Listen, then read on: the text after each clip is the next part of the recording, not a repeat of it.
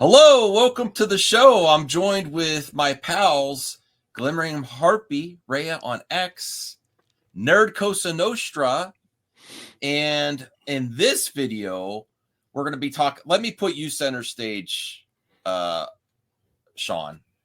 I'm going with Sean instead of Nerd. Okay. I don't know why. I just decided that just now.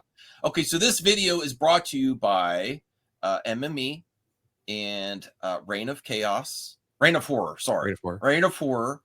and Glimmering Harpy. And we're going to be talking about this topic here. And I want you to present this, Sean, because you told me this off air. I want to bring what we talk about as friends off air on air. So when we were leaving, when we were talking backstage of our last live stream, what did you tell me? You need to watch this and tell the audience why they need to watch Bone Tomahawk. So Bone Tomahawk's one of those films I think went under the radar. Many people either didn't hear about it or they heard about it and automatically assumed when they saw this poster and it stars Kurt Russell. So Kurt Russell is one of the main focal points of the movie and actors. And real quick, it also stars Patrick Wilson. Many of you probably know him from like the Conjuring universe. He was also in The Watchmen as the owl. Matthew Fox, I'm sure everyone knows who Matthew Fox is. Lily Simmons is also in it, and Richard Jenkins. So again, if you saw this poster, you're going to see Kurt Russell on it. You're going to see him, Western, and then you see right below it them all on these horses, and you're going to think it's a Western, not horror in any way, shape, or form. But then what caught my attention was the name of the film, Bone Tomahawk, and I thought, well, that's not just a typical Western type name, like a Western movie type name. And if we actually dig into the details of it, it's actually a Western cannibal film.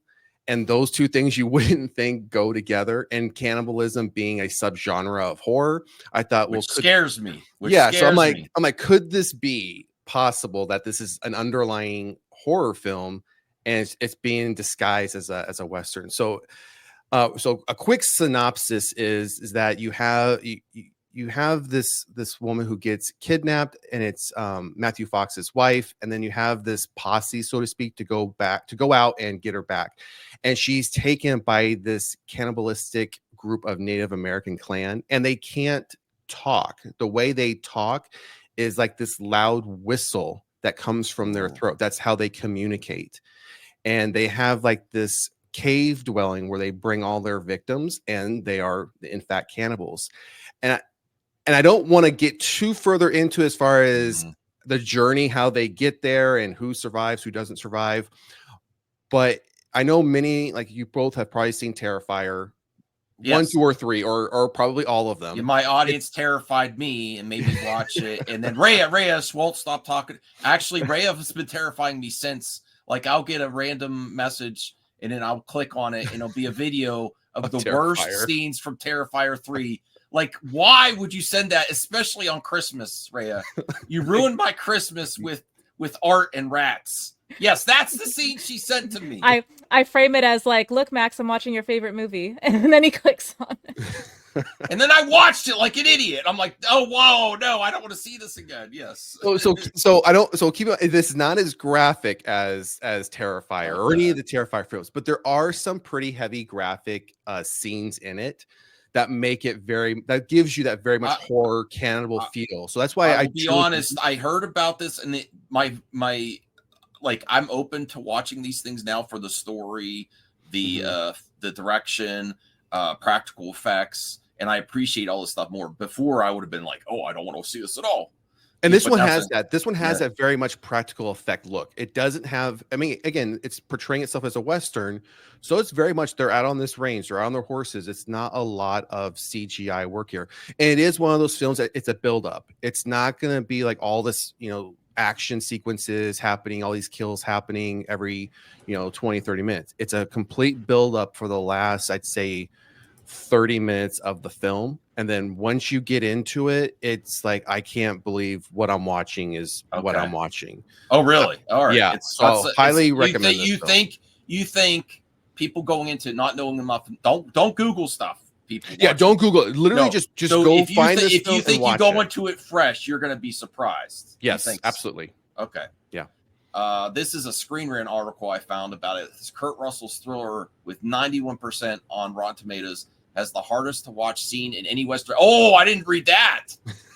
I'm not going to scroll down anymore. Don't scroll down anymore. No, yeah. don't scroll down. So, Rhea, what's your thoughts on this? What he's saying, and then what this title of this Screen Rant article says: the hardest to watch scene in any Western I've ever watched. I don't know. Are you open to that? I am, but at the same time, I don't know like what a hard to watch scene in a Western would be compared to that, whatever they're describing. So I'm like, is the bar necessarily that high? but at the same time, like I'm interested. When you start seeing these scenes and see the scene that they're talking about, it's gonna be you definitely know what scene they're talking about. You definitely know what we're talking about. Okay. It's gonna be like you don't want to. It's like one of those things where you don't want to look, but you can't help but keep watching. Like you want to look away. Like the stuff that Rhea sends me from the Terrifier. Okay. Pretty much, yeah. And pretty much what you can expect on New Year's Eve, like at midnight, something from Rhea coming through your inbox saying Happy New Year from Art. I told her if she brings Art, the clown mask or anything, I'm leaving her wherever we're at. Forget it. Do not, because my wife even joined it. She's like, I'm going to get a mask and I'm going to wake you up when you don't wake up from a nap. I'm like, no. Okay, so this is intriguing. I love I love the look he looks right here. I love Tombstone. This ain't no Tombstone though. No, it's nothing like Tombstone. I mean, even if you look at Kurt Russell here and compare him to what he looked like in Tombstone, he was very clean cut. Well, even Tombstone, in a way, was a very clean cut looking Western, and living in the state where Tombstone is. And knowing some of the historics of that story they were portraying, a lot of that wasn't even historically accurate. Like for example, like the scene where they go into this theater, right? And you have all the cowboys down on the lower level and they're watching this play. That theater wasn't even built at the time of the events of Tombstone even happening. It was built after the fact. So a lot of that stuff, obviously Hollywood will do that just to add to the story. But my point is when you look at Kurt Russell here, it's a very rugged looking Kurt Russell. It's very rugged, almost true to what you would expect what it would have looked like in this time period as a Western film. Okay. Well, but then add in the cannibalism. Oh, add that in for sure. Add that in for sure. That's going to make viewers like me happy. They like horror, but are a little squeamish. Okay. Something as a fan of Reign of Horror, the channel, go subscribe to Sean. That I would love to see on your channel is more of this. Why you need to watch this movie? So I really am intrigued by this. I'm most likely going to watch this now.